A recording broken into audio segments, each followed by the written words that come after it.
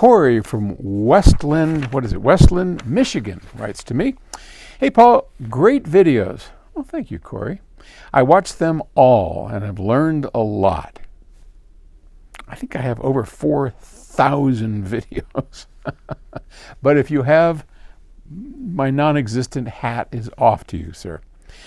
I build my own speakers, currently using GRS ribbons in a build with top-of-the-line crossover parts that I will solder myself. Nicely done. I love DIY stuff. That's where innovation comes from. We kind of all started out as DIY, so keep it up.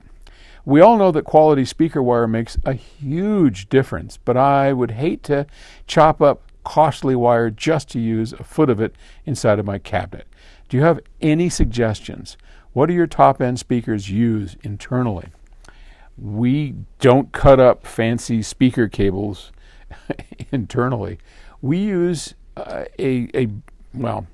we probably have access to things that you may or may not. You know, actually, I'll bet, come to think of it, frickin' Amazon has everything, right? So I would look for 12 gauge stranded OFC, oxygen-free copper.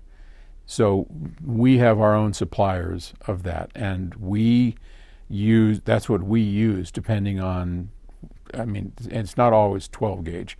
Certainly for woofers, it's 12 gauge. I don't know, Chris might use, something, 16, 18 gauge for the mid-range and the tweeter, just because of the terminals. But look for OFC copper, oxygen-free copper.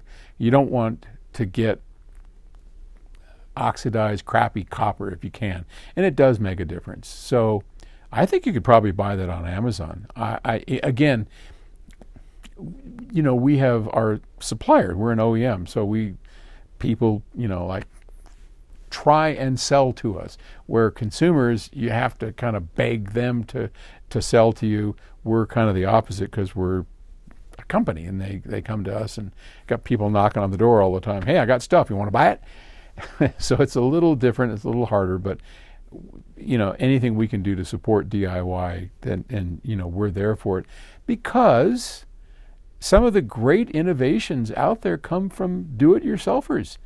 Ideas, learning.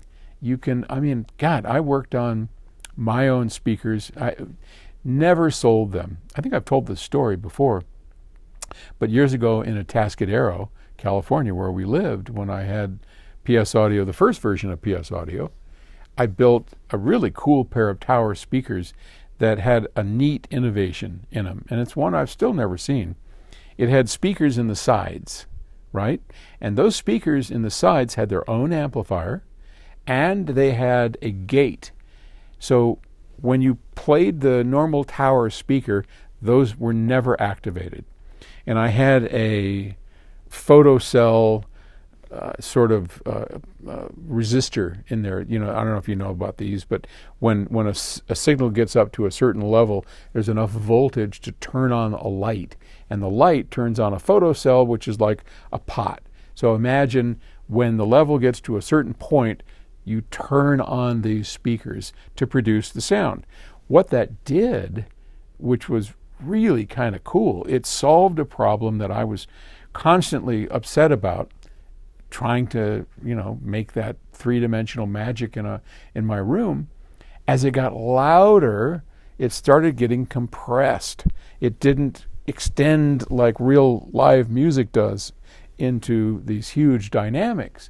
And so by having these side speakers and this photosensitive volume control, when it got really loud, it got really loud because the side speakers were on, and it was sending it out. Now, there were all kinds of other problems with it, but it was a very cool effect. And, there's other ways of solving that problem that we've learned since.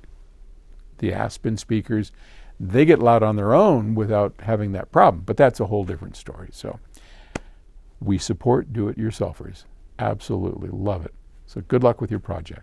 Okay, bye.